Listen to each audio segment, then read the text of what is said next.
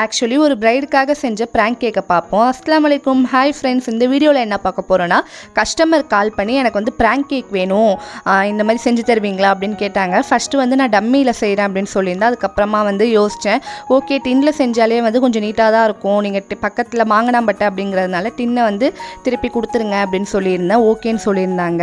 கேக்கில் கூட ஐசிங் பண்ணிடலாம், ஆனால் வந்து டின்னில் ஐசிங் பண்ணுறதுக்கு கஷ்டமாக இருந்துச்சு. டின் நவுறக்கூடாது அப்படிங்கிறதுக்காக டபுள் சைட் டேப் வாங்கி வந்து கீழே ஃபுல்லாக ஸ்டிக் பண்ணி டின் வந்து ஸ்டிஃபாக வந்து போர்ட்லேயே நின்றுச்சு.